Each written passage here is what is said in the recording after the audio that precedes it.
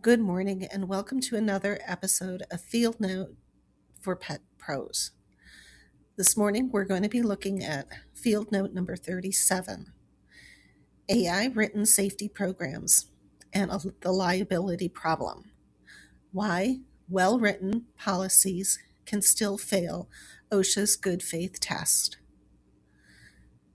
Some of you may be wondering why I'm doing this. Why am I really focusing in March on safety? And part of that is coming from the huge push that we are seeing within the industry to professionalize the pet sitting and pet care world. This comes with some hidden concerns around how the regulations from the Occupational Safety Health Administration actually apply to pet sitting. Some of you may disagree with what I have to say this morning, but this morning's read aloud will hopefully answer some of your questions, some of your concerns. Having been a safety professional for over 10 years before starting my pet sitting company, I'm well versed in understanding where we're going and what that's going to look like 5 years down the road. And if you're listening to the podcast or you're reading the Substack, I invite you to pull up a chair around my kitchen table and let's have that conversation, because it's where we're going to be going. So this morning, let's get into the read. If you run a pet sitting and dog walking company, you already know the challenge. The safety training takes time. Writing the policies take time. Ever fed a safety policy into ChatGPT and gotten back a 20-page manual that sounds professional, but your team would never actually follow? That pressure is exactly why many owners are experimenting with AI tools and the large language models to generate safety programs.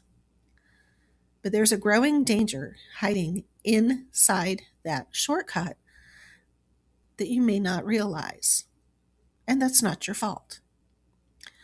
When an LLM, large language model, substitutes for the safety professional or competent person, the business owner is exposed to two risks at the same time.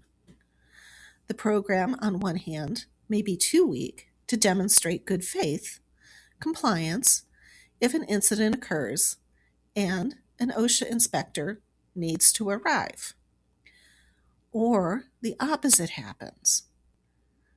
The AI produces policies and procedures the owner never intended to implement, quietly creating obligations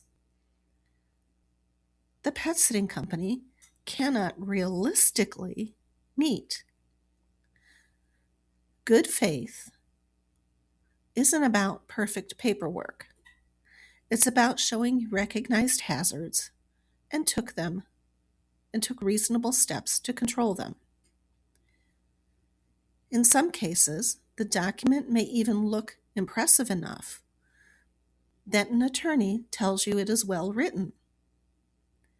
That assessment may be correct from a legal standpoint, but safety programs are not only legal documents, they are operational systems. A safety professional or competent person evaluates whether the policies match the hazards and the realities of the work being done. The problem is that safety programs are not judged by how they read. They are judged by how they operate. There's a simple enforcement reality behind that distinction. If it's written in your safety program, OSHA expects you to be doing it. That is where the AI-generated safety programs can quietly create risk.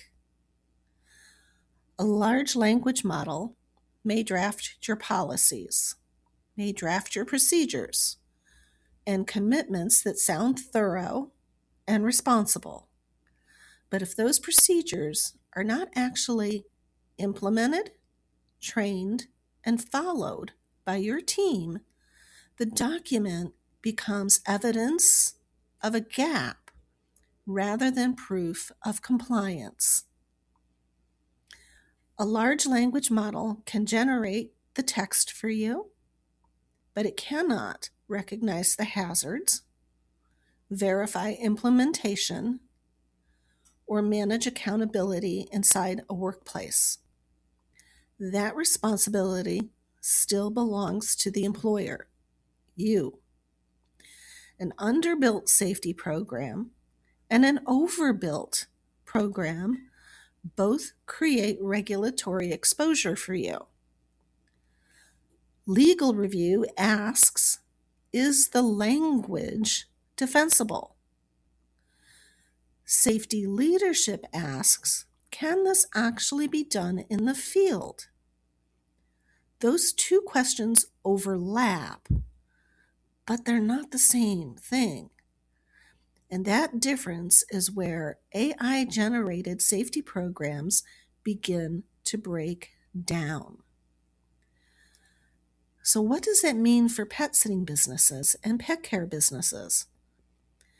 Let's look at why this is such a delicate area for the pet sitting industry. And it comes from something that I have known for decades, that when we talk about best practices, and let's understand the role they actually take in with where we are in the stage of professionalization. For pet sitters and dog walkers, best practices can sound like polite suggestions. In the safety world, when we talk about safety from the OSHA standpoint, they carry more weight than polite suggestions. OSHA regulations are what safety professionals consider the legal floor. They're the minimum that needs to happen. They are the specific rules written into federal law. But many hazards in our field are not covered by detailed OSHA standards. There is no federal rule book written specifically for dog bites, reactive animals, icy walkways, or entering private homes.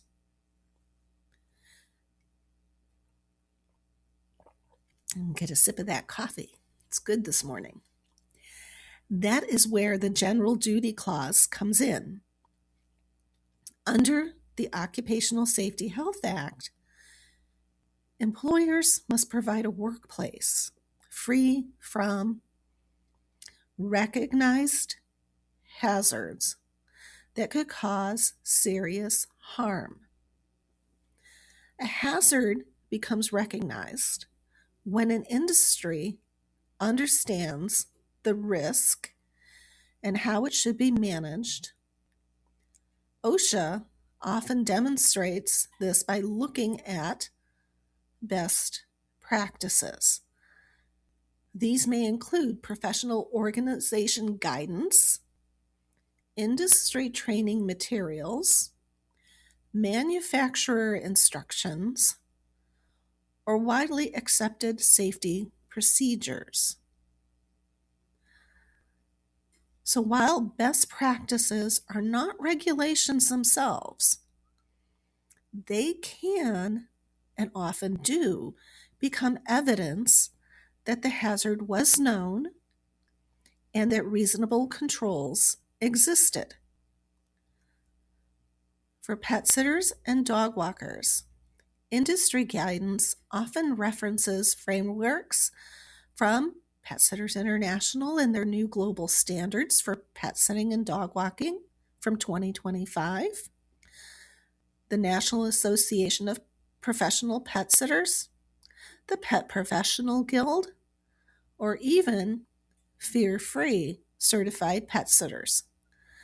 These outline baseline expectations of everything from pet first aid and CPR certification, safe handling protocols, written emergency and bite response plans, behavioral risk screening, lone worker safety measures, and injury reporting. None of these are regulations in the same sense as OSHA standards, but they function more like consensus guidance. But when widely accepted in an industry, they help demonstrate that foreseeable hazards were understood and that reasonable controls were available. What backs this argument up?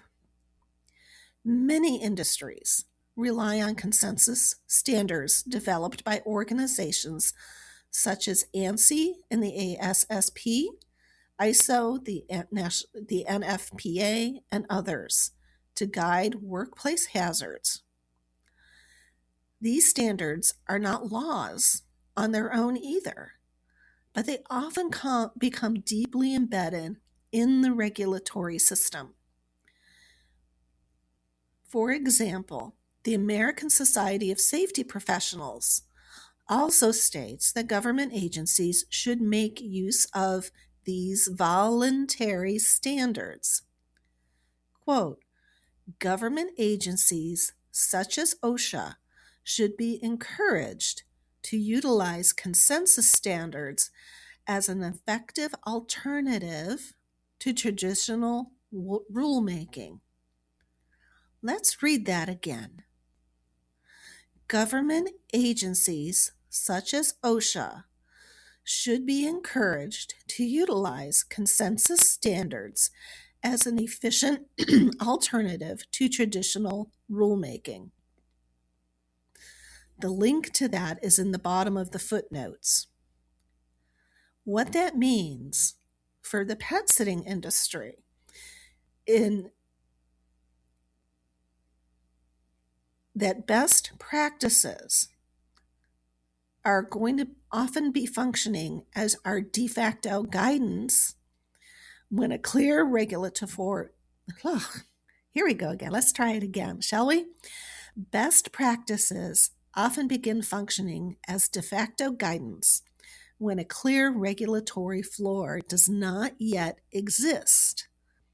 They help professionalize an industry, but without regulatory context, business owners may struggle to understand where those practices sit relative to the legal obligations. So this is where we have the basic compliance floor. Then we have our general duty clause from OSHA. Somewhere in there, we have good faith. And good faith is what we do. And on top of that, we have the industry best practices. So when regulators need to come into the pet sitting world, they're going to be looking at our industry best practices before they issue any citations. So dog bites are a simple example. Most professional pet care organizations already acknowledge them as a foreseeable hazard in this work. Training on animal body language, screening new clients, and having a bite response protocol are widely recognized best practices. If a company ignores those controls entirely, OSHA could argue the employer failed to address a known hazard. AI-generated safety programs can complicate this picture. A large language model pulls language from many industry sources. For example, an LLM might insert policies requiring chemical storage cabinets, lockout, tagout procedures for electricity, or an extensive hazard labeling program because those are common safety practices in other workplaces. A small pet sitting company may not store chemicals, operate machinery, or maintain a facility where those requirements even begin to apply. But once that language appears in your written safety program, it becomes an expectation that needs to be trained on, understood, and potentially implemented in some form in your company. This is why written safety programs must be realistic. If your policies promise training, incident reporting, or hazard controls, inspectors will look for those things to actually happen. A safety program is not about impressive paperwork. It's about aligning your written policies with the real hazards your team faces and the practices you are prepared to carry out every day. The same can be said for templates, which you all know I have templates now available. Templates can be useful as starting points. They provide structure and help business owners think through the hazards they may not have formally documented. But a template is not a finished safety program. Those have to be customized to your business and your business model. Every pet sitting company operates differently. Some only perform cat visits in private homes. Others walk multiple dogs in busy neighborhoods, drive between clients all day, or manage teams entering unfamiliar properties. The hazards and the controls will not look exactly the same in each case. Like AI generated content, templates must be reviewed and adapted. You have to remove what does not apply to you, adjust policies so they match how your company actually operates within the law.